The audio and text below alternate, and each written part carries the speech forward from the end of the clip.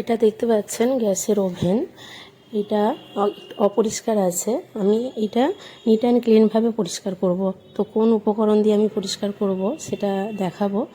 এই টাইলসও যেভাবে অনেকের নোংরা হয়ে যায় রান্নার সময় বা দিনের পর দিন পরিষ্কার না করার জন্য, সেটা খুব সহজে কিভাবে নতুনের মতো চকচকে করে পরিষ্কার করা যাবে কোন কোন উপকরণ দিয়ে, সেটা আপনাদের সঙ্গে শেয়ার করব।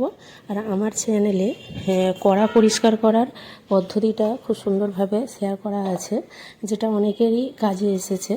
আর এটা বছরখানেক আগে শেয়ার করেছিলাম। আবার আমার কড়াগুলো অনেকটা অপরিষ্কার হয়ে গেছে, সেটা আবার আমি পরিষ্কার করে আপনাদের সঙ্গে দেখাবো। অনেকেই কড়া ভাজাভুজির জন্য বা রান্নার জন্য ব্যবহার করে। তো দিনের পর দিন ব্যবহার করার ফলে এইরকম কালো একটা স্তর পড়ে যায়। তো এই উপকরণ দিয়ে পরিষ্কার করুন, দেখবেন কড়াগুলো একদম নতুনের মতো চকচক করবে।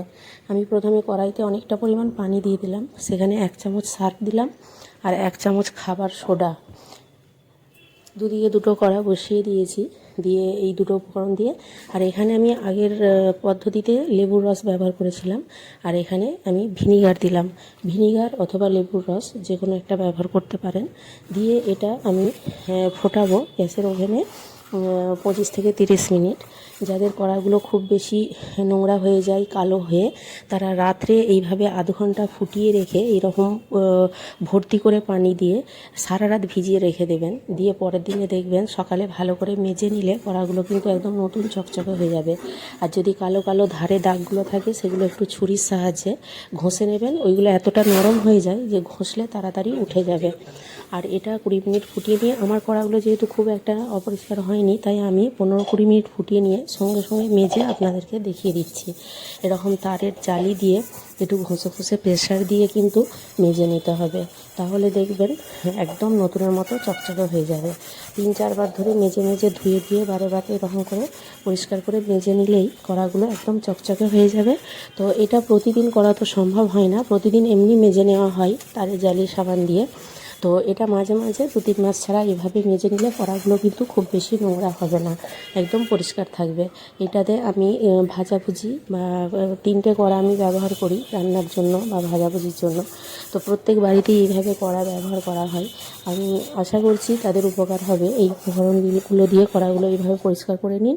সামনেই রোজা, তো রোজাতে ভাজাভুজিটা বেশি করা হয়, তাদের কাজে আসবে। পরিষ্কার পরিচ্ছন্নতা থাকলে আলাদা একটা তৃপ্তি পাওয়া যায়। তো এইভাবে পরিষ্কার পরিচ্ছন্ন রেখে কড়াগুলো ব্যবহার করবেন। আশা করছি ভিডিওটি আপনাদের ভালো লেগেছে। আর এখানে আমি যে টাইলসগুলো যেভাবে ব্যবহার করছি, যে করার ওই সার্ফ, খাবার সোডা, লেবু দেওয়া যে পানিটা, ওটাই আমি একটা বাটিতে ঢেলে নিয়ে সেটা দিয়ে কিন্তু এই টাইলসটা এগুলো ব্যবহার করব। তো এমনি সময় কড়া পরিষ্কার না করলেও, শুধু ব্যবহার করলেও ওই খাবার সোডা, লেবুর রস বা ভিনিগার আর সার্ফ দিয়ে এইভাবে টাইলসগুলো পরিষ্কার করে নেবেন, দেখবেন একদম চকচকে হয়ে যাবে। তো যারা জানেন না, এইভাবে একবার ব্যবহার করে দেখুন, আশা করছি উপকার হবে।